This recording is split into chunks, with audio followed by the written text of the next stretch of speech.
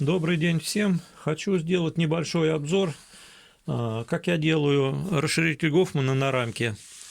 Вот у меня фрезерный станок, линейка, фреза выставлена на 5 мм. За фрезой стоит тоже типа линейки, тоже 5 мм, и упор, на которую мы должны фрезеровать.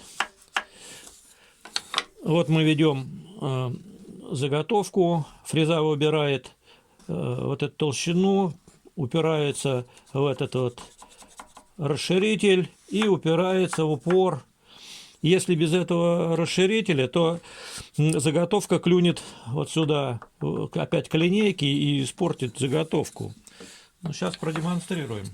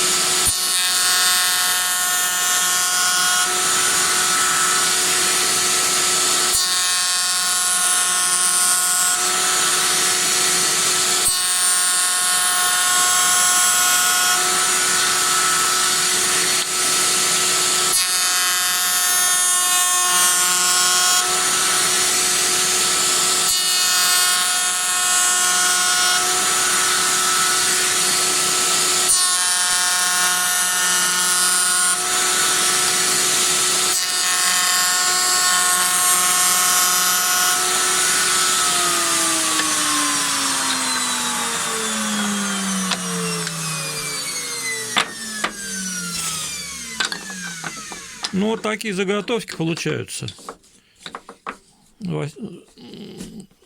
Довольно-таки приличные. Кому интересно, смотрите.